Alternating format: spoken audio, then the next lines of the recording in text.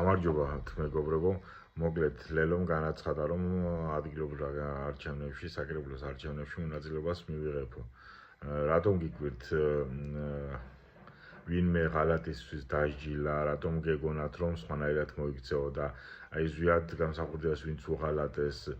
ისინი დასჯილან, ან შემდგომ სააგაშვილს ვინც უღალატეს, ან ვინმე დასჯილა, ან ქოცებიდან გამოქცეული ბესელია იქნება თუ 1000 განაძირალა ოპოზიციაში არ მიიღო ხალხმა და მას არ მიცედა ოპოზიცია არ დაუძახა აქედან გამომდინარე ნურაფერის ნუ გიგვირთ და ნურაფერი არაფერი არ არის ახალი რა აქედან გამომდინარე და ისიც გაიხსენეთ პატივცემულებო როდესაც მადამ რეზიდენტი სალომე ზურაბიშვილი ბიძინამ და კგბ-მ თავზე დაასვა მთელ ქვეყანას მაგ დროს ხაზარაძემ განაცხადა, რომ ეხლა სალომე ბიძინა რომ არ გაიმარჯვოს სალომე ქვეყანაში არ შეიძლება ნაცები დაბრუნდებიან და ამის შემდეგ რამე გიგვირთ უბრალოდ მათ შორის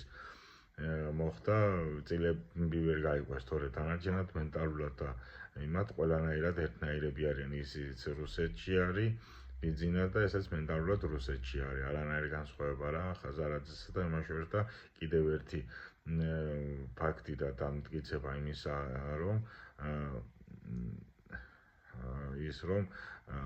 ეგრეთ წოდებული შუაშისტი ხალხი ამომრჩეველი და შუაშისტი პარტიები არ არსებობს ან არის ნაცია ან ქოცი სხვა მესამე არ არის ამ მაგალითმაც გახარი ამას და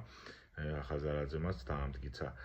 ასევე გამოიწერე ჩემი YouTube არხი იდიატივი ხოლო ასევე მინდა მაგალითის და ფაქტის სახით დავდო მცირე ქვემოთ კომენტარებში მექნება 2020 წელს რას ვამბობდი ხაზარაძეზე და ზოგადად ოპოზიციას. კარგად გამდებოდეთ, მადლობა ყურადღებისთვის.